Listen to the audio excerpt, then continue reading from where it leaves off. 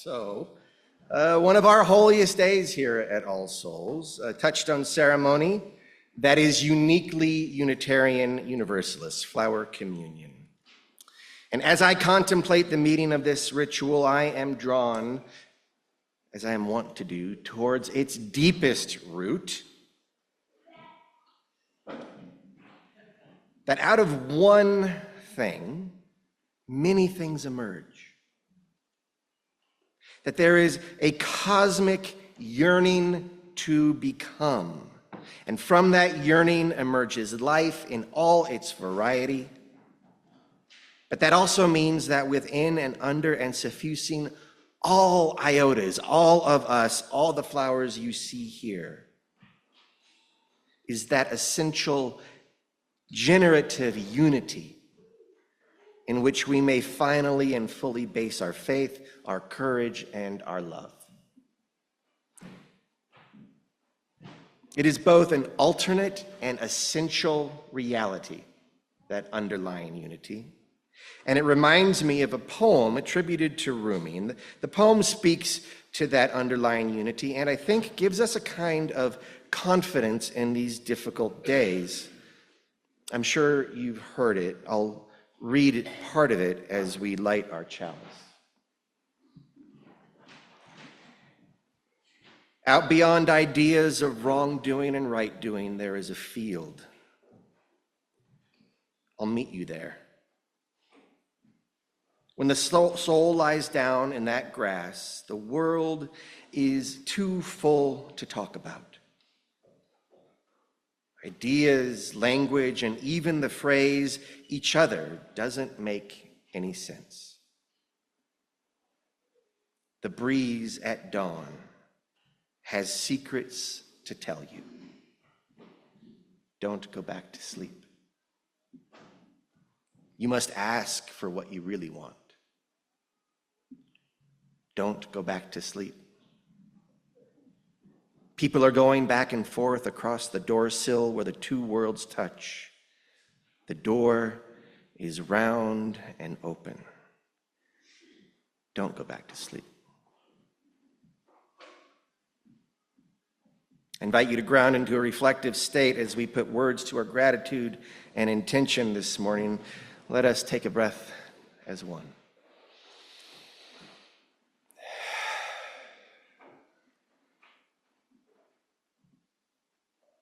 We give thanks to the grace that weaves our world. We give thanks to our ancestors and the ancestors of this land and all the beings that make and are made by this land. We bid welcome and thanks to all those co-creating this spiritual vessel, those present with and within us, including the sensed and the unsensed and all those who will come after. May our time here be rooted in love and expressed in our shared values. May it yield something nourishing, beneficial, and connective. This is our collective intent. And we ask what grace is open to influence, to hear our prayer as the hope of all here gathered. Amen.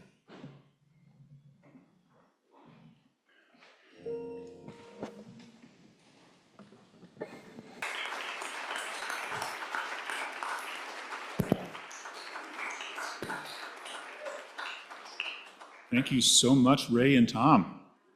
It was beautiful. As we prepare for the offering, I'd like to draw your attention to the yellow cards in the pews in back of you. If you find yourself in a situation that could use some care from one of our pastoral ministries, please fill out a card and place it in the offering basket as it passes. And if you would like to speak with somebody today, please see Betsy Faye Saxon. She's our representative for this service. And as to the offering itself, we are pleased to be able to partner with organizations whose values dovetail with our own. This month, we're sharing that collection plate with the Accompaniment and Sanctuary Coalition of Colorado Springs. The coalition seeks to make the Pikes Peak region a safer place for immigrants by standing with and protecting immigrants facing obstacles in everyday life. This includes housing support, finances, healthcare, well-being, and apprehension deportation prevention.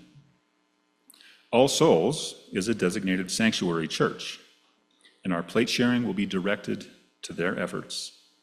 This is all sponsored by the immigration team here. If you wish to make an online donation in Breeze, be sure to select Share from the drop-down menu.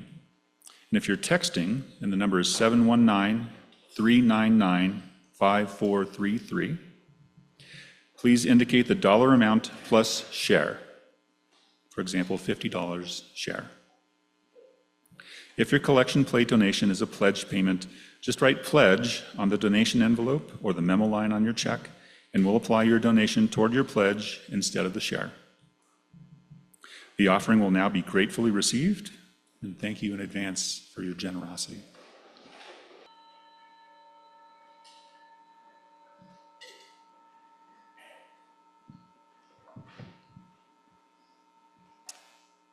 This story is from the traditions and cultures of the Hopi people.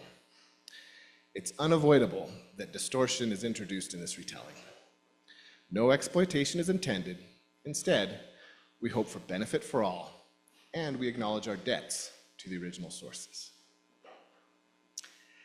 After 4 years of corn-killing frost and drought, the village had exhausted its stores of food, and the people began to move away, searching for kinder land. Brother and sister watched as their parents walked out of sight. Mother and father were too tired and weak already to carry brother and sister, and brother and sister were too weak to travel. As a distraction, brother made sister a bird out of 2 husks of corn tied together. And sister began to toss it up in the air. And as she was tossing it, one time it transformed into a hummingbird and it went zing over the horizon. And the next morning, when the brother and sister opened their eyes, there was the hummingbird, all blue and green and red and glowing in the sunlight, and it went zing out a crack in the wall. And brother went and he looked in the crack. In the crack there was corn, and he was really, really happy. And he took the corn and he roasted it. And the sister, and they had food, and they were really, really happy about the corn. And this happened 4 more times, 4 days, bigger corn every day, roasting, happy, good. 5th day. On the 5th day, there was no corn. And brother went and looked in the crack in the gap in the wall, and there was the toy bird, 2 husks of corn tied together. And he brought it out, and he held it in his hand, and he spoke to it. And he said, "Won't you please bring us more food? And maybe, could you please go and look for our parents?" But it was just 2 husks of corn tied together to look like a bird. So sister took the toy bird, and she went outside. She started to toss it up in the air until one time it transformed into a hummingbird and went zing over the horizon. And it flew and it flew and flew and flew until it found a red blossom on a cactus, and it was sipping from the red blossom, and it looked down and there was a crack in the earth, and went down into the crack in the earth, and it found a kiva, and in the kiva, on the north side of the kiva, there was a gap, and it went down in the gap, and down below in the gap there was a second kiva, and in the second kiva there was a gap over on the north end of the floor. So it went on the floor and went down, and guess what? It was in the bottom of the north end of the kiva. It was a 3rd kiva. So, good guess. The 3rd kiva was different from the first 2. Where the first 2 had been full of food and all that kind of stuff, this 3rd kiva was full of plants, and it was full of birds, and it was really big, and almost out of the sky, and all the hummingbirds that were already there, they came, they found the new hummingbird, they said, "Hey, this is the domain of Mu Yingwa, the god of the harvest and germination and all things that grow, and you have to come with us. Let's go see him." And so they went zing all the way over to where Mu Yingwa was sitting and Hummingbird was really new, had just been a toy not very long, so had no manners. Went right up and said, "What are you doing sitting? Why are you sitting? It's been 4 years. People are suffering. Why don't you go up there and fix it?" And Mu Yinghua spoke very slowly, and he said, "I'll think about it." And Hummingbird was really frustrated. "What am I? Can you give me some food? Take care of the kids." And Mu Yinghua said, "Okay." And so Mu Yinghua took the corn, Hummingbird took the corn and went zing all the way back to the kids and gave them the corn. And the kids were really happy. And then they said, "Well, this is great, but can you please go find our parents?" And the Hummingbird went zing, went all around the desert, found them. They were living off cactus and not doing very well at all. They were lying down. They were exhausted, emaciated, bad. The Hummingbird flew around them a couple times, and then went zing all the way back to the kids and told them what happened. And the kids were like, "Oh, will you bring some food to our parents?" Meanwhile, Mu Yinghua had thought about it and decided to return to the surface and help. So he started in the first kiva, his domain, and he went up to the second kiva and stayed for 4 days. And during those days, the rain began, very soft, very slow. And after 4 days, he went up to the second kiva, and he stayed for 4 days, and the rain grew stronger and stronger, and things began to sprout. And so then, that was the third kiva. And then the god went up to a fourth kiva and stayed for 4 days. And the rain was really, really strong, falling, and the earth absorbed it, and things sprouted. And by the time after the fourth day, when the god had emerged to the surface, the grasses and the herbs and the flowers in all their wild diversity had burst forth, and the land was lush again. And all the people, including the parents, saw the clouds and the rain and returned to the village. And the village, the water and the soil was replenished. And the village began to thrive again. And the brother and sister grew up strong with their people and led them in giving thanks to Hummingbird.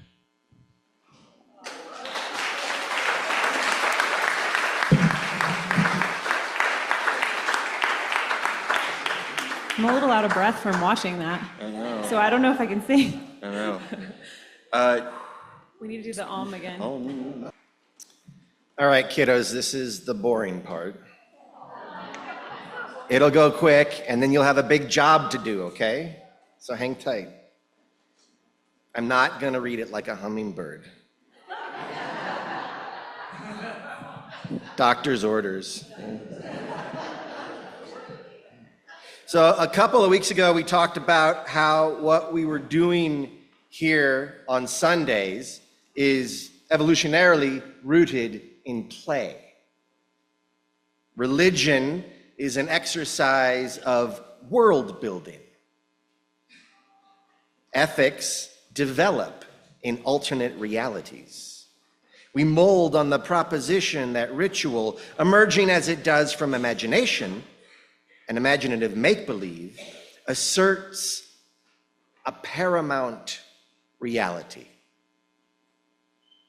So if you recall, I then asked you what paramount reality flower communion asserts. Did you give that any thought? Actually, someone did. I got an email. What paramount reality do you think that flower communion asserts? Not a rhetorical question. Any ideas? The beauty of community? Growth? Diversity? Inclusion? Transformation?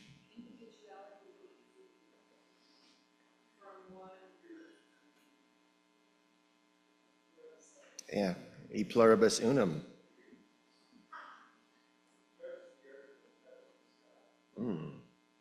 Nice. So many of you are, of course, familiar with the origin story of this ceremony.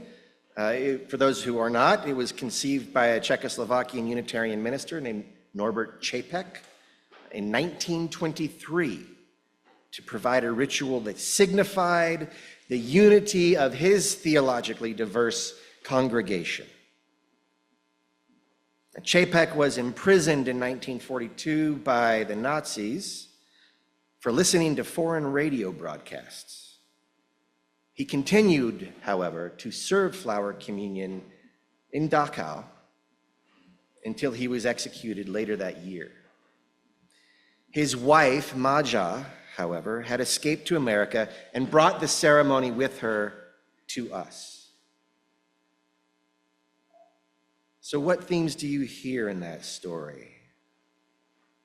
I think most essentially, flower communion points to a deep spiritual truth that some of you have mentioned, and I actually have already mentioned, that there is an underlying unity, a creative essence and flow that comes to life in infinite, interdependent variation.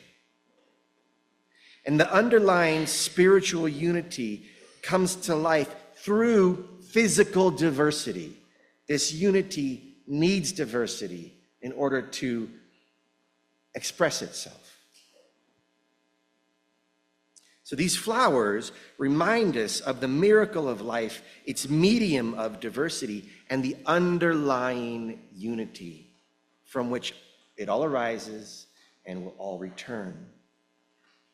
But thanks to the origin story of our ceremony, the story of Norbert Čapek, these flowers should also remind us of their opposites and warn us of the ascent of fascists and nationalists and demagogues. They should remind us that the cost of evil is real, but is curtailed by the dream of justice. These flowers tell us that justice is persistent, that it is collective, that it is beautiful, and full of creative seeds.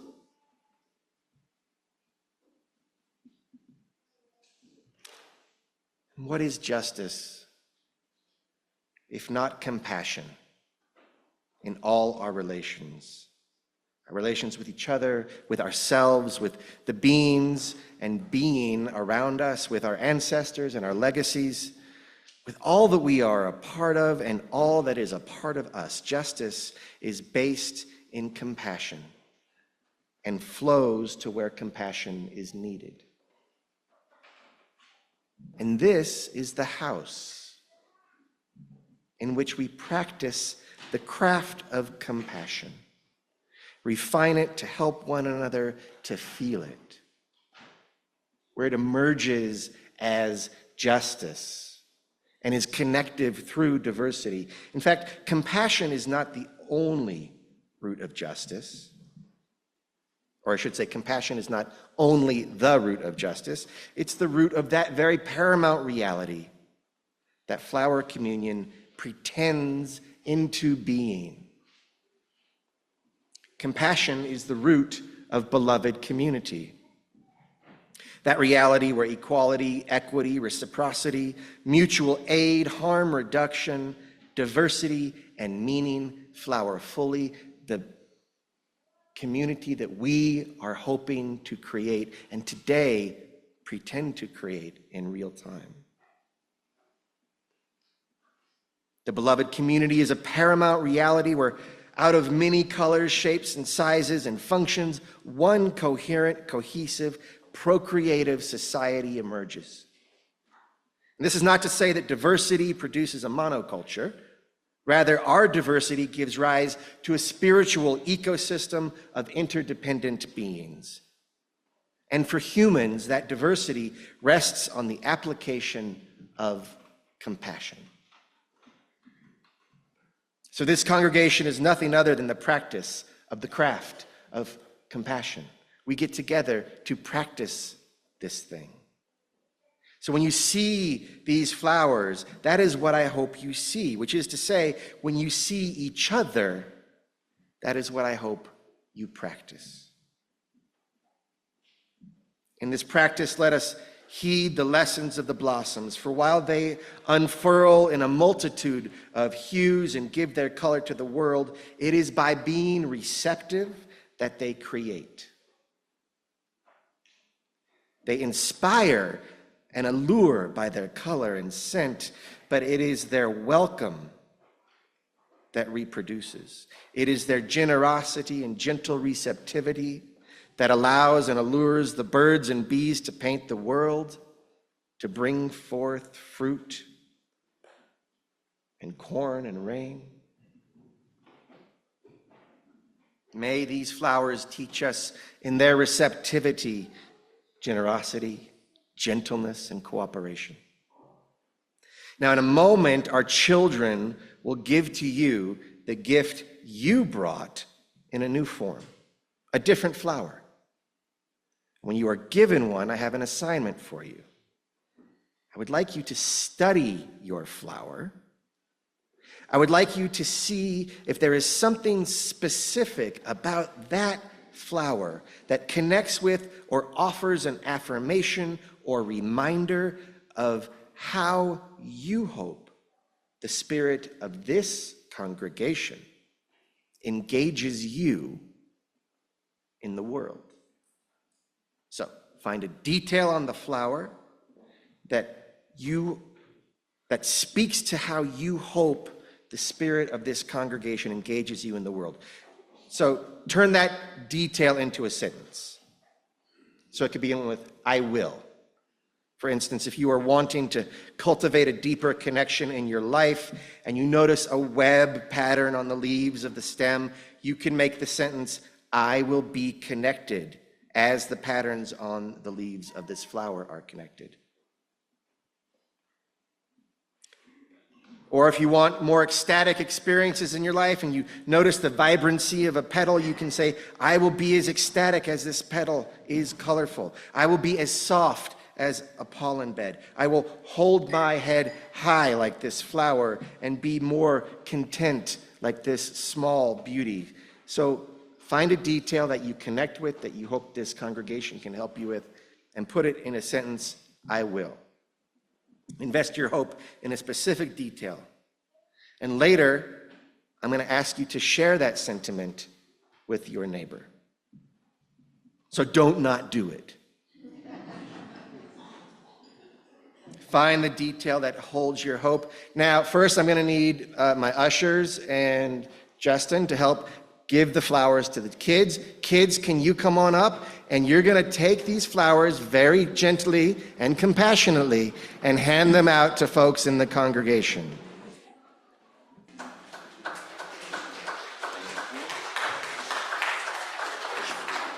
All right, thank you, kids, for helping us do that. All right, now, everybody, kids too, I need you to do this with me.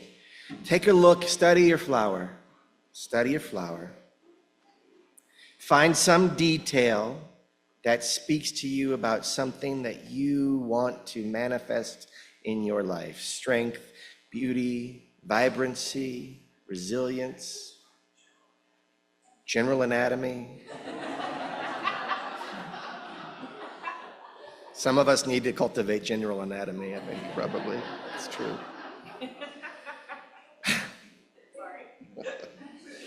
All right, have you got that? I will, like this flower, cultivate some detail. Now change that, if you can, from the future state to a present state. I am like this flower, that very thing that you want to manifest.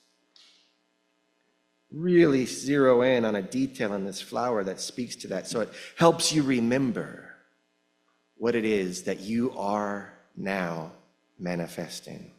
And here is the magic. I would like you to turn to a neighbor and give this flower that you have invested something in, give it to them and tell them what it is that you are manifesting in that flower.